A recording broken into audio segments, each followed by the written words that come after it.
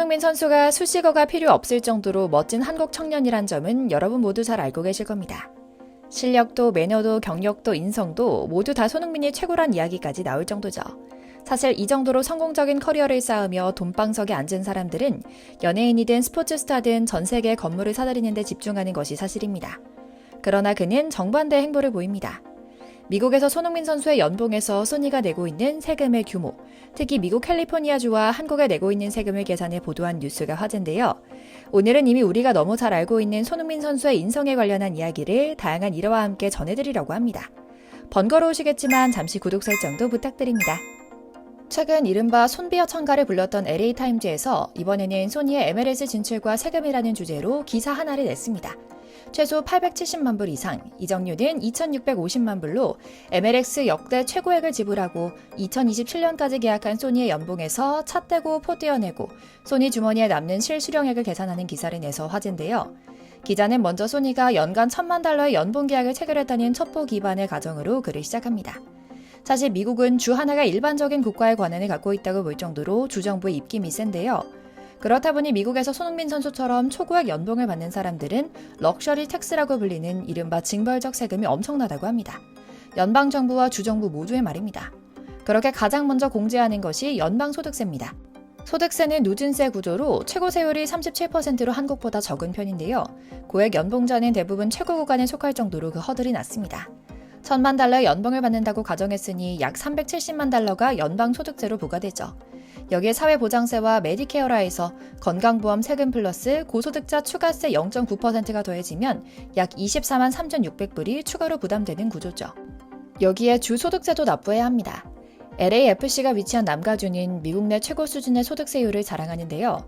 과세소득 100만 불이 초과되면 12.3%의 기본 최고세율에 1%의 추가세가 더해져 총 13.3%가 적용되는 겁니다.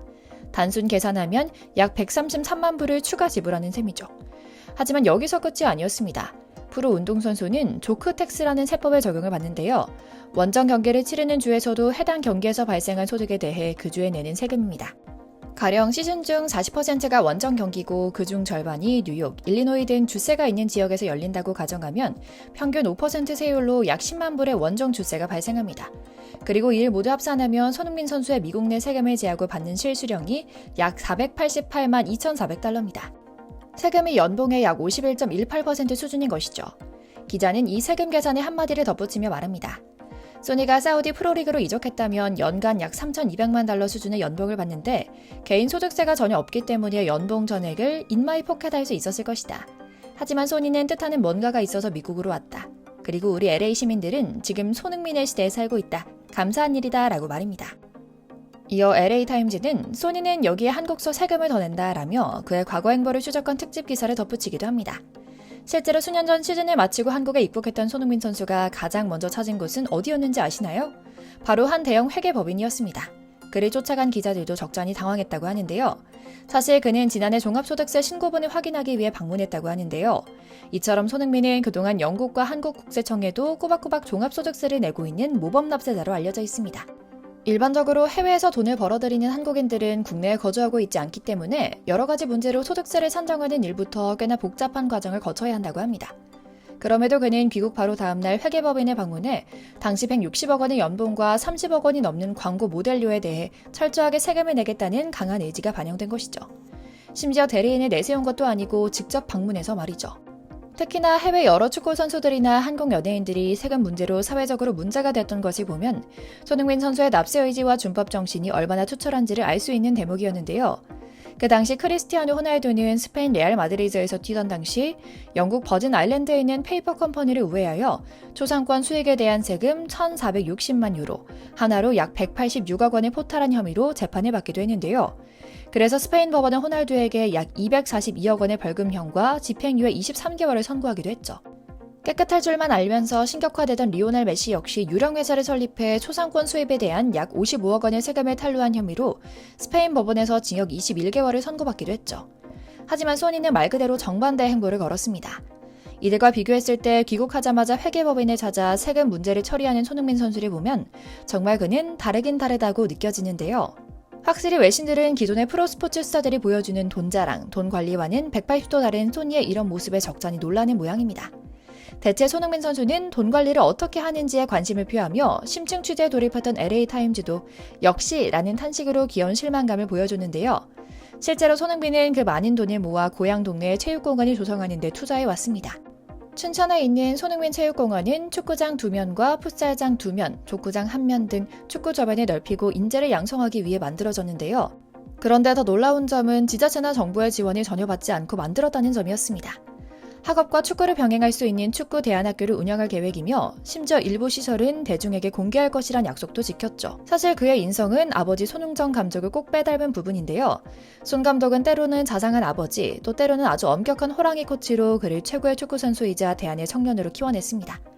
그런데 여러분도 잘 아시는 것처럼 그가 가장 중요하게 생각한 것은 축구 기본기만은 아니었습니다. 바로 인성과 나누는 마음가짐이었습니다.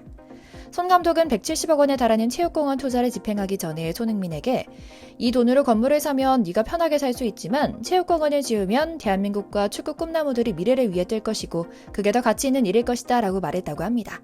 물론 손흥민 선수도 조금도 망설이지 않고 이에 동의했고요. 그래서인지 특히 불같은 성격으로 원칙을 지키기로 유명한 감독들 사이에서 손흥민과 그의 아버지는 극찬 말고는 할 게 없다고 할 정도라고 합니다. 전 은사님이 무리뉴 감독도 그의 부모님을 뵙고 나서야 손흥민의 멋진 모습을 완벽히 이해하게 됐다고 말하고 현 콘테 감독 또한 손흥정 감독이 진정 자식을 사랑하는 아버지의 표본이라며 존경심을 표하기도 했고요. 사실 손흥민 선수는 소위 내로남불로 살아도 그 누구도 뭐라고 할 수 없습니다.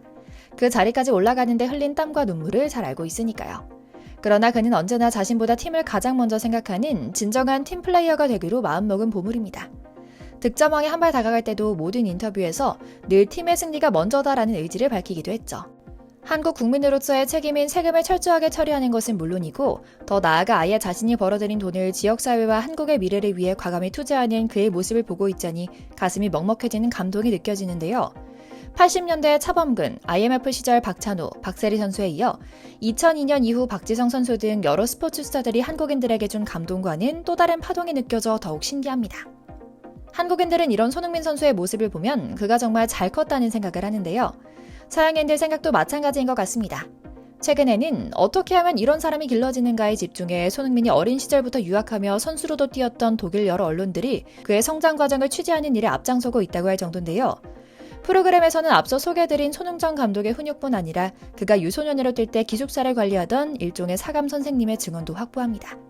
그녀는 그가 처음에 독일어를 잘 못해서 의사소통 자체는 문제가 있긴 했지만 기본적으로 성품이 좋았기 때문에 문제될 일은 전혀 없었다며 식사 준비를 할 때나 청소를 해야 할 때면 흥민이가 언제든 먼저 와서 가장 많이 일을 도와줬다고 말했죠.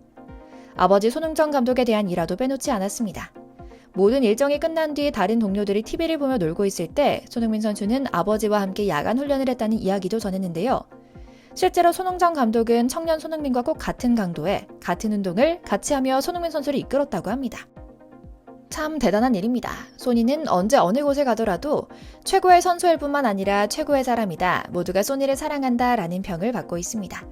토트넘에서 하도 구박받아 정말 폼이 죽은 걸까라는 걱정을 했지만 웬걸 지금은 날이 갈수록 점점 더 성장하고 점점 더 멋진 모습을 갖춰가는 모습을 보면 아직도 전성기는 오지 않았겠구나 싶은 마음까지 드는데요. 손흥민 선수가 앞으로도 쭉 행복 축구하길 기원하며 오늘 영상 마치겠습니다. 저희 광화문 브리핑 채널 구독도 부탁드리고요. 오늘도 시청해주셔서 감사합니다.